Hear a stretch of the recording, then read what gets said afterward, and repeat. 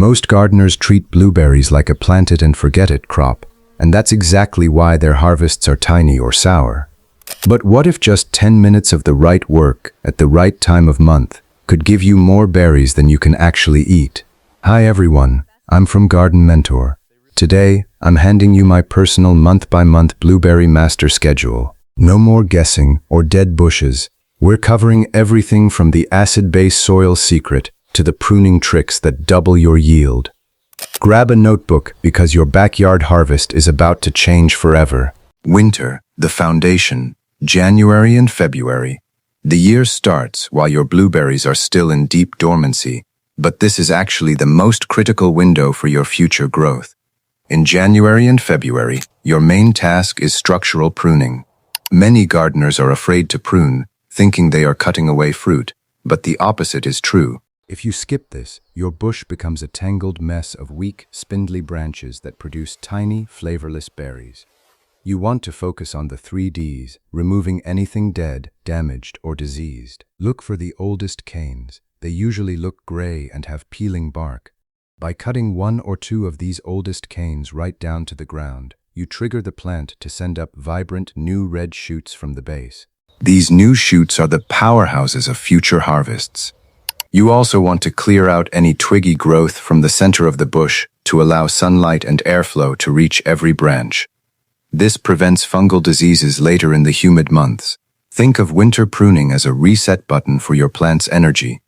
By the end of February, your bush should look clean, open, and ready to explode with growth the moment the sun starts to warm the soil. Spring, the awakening, March and April.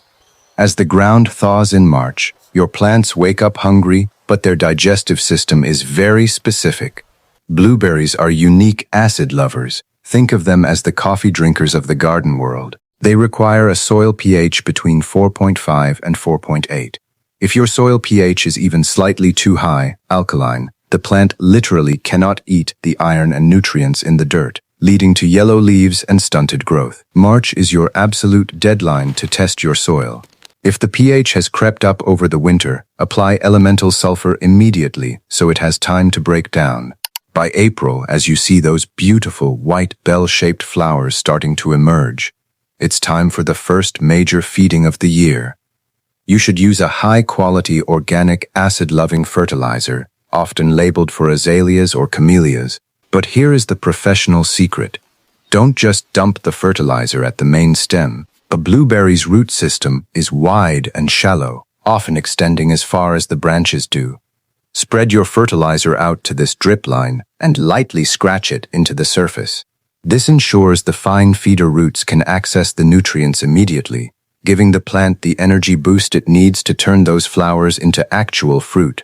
Early summer, protection and hydration, May and June. May is the month where many gardeners lose the battle without even knowing it. Because blueberries have such shallow, fiber-like roots, they are incredibly sensitive to heat and drought. The top 2 inches of soil can dry out in a single afternoon, and for a blueberry bush, that's a disaster. This is why May is your month for mulching.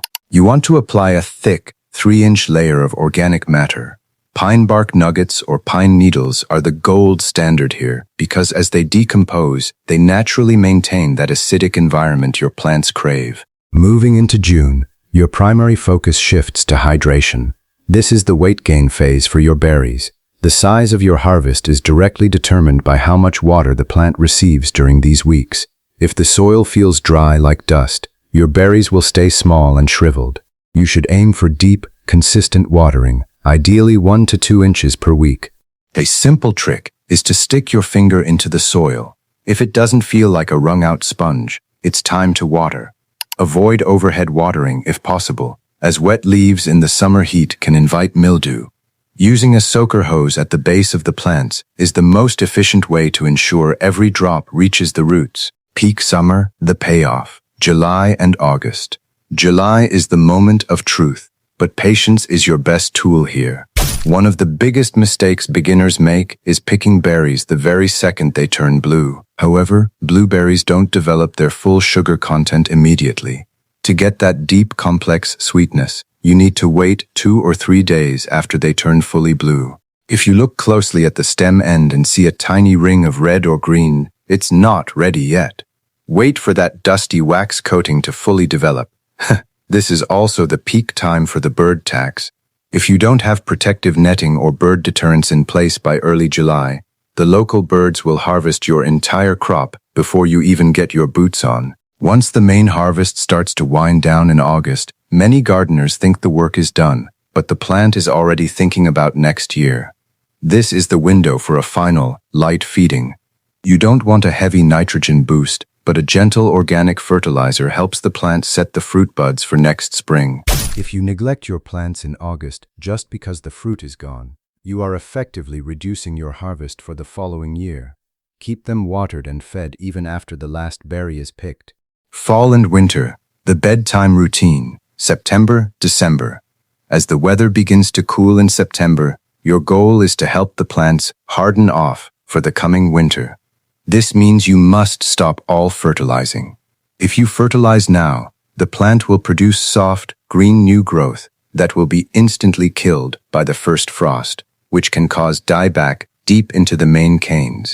Instead, focus on sanitation. Clear away any fallen leaves or mummified berries from the base of the plant, as these can harbor pests and diseases over the winter. By October and November, it's time for the final insulation. Add one more thin layer of fresh mulch to protect those shallow roots from the freeze-thaw cycles of winter.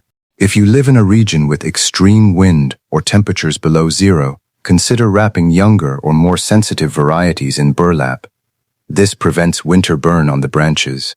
In December, as the plant goes into deep sleep, your job is simply to monitor. If you have a particularly dry winter with no snow or rain, a light watering once a month can prevent the roots from completely desiccating.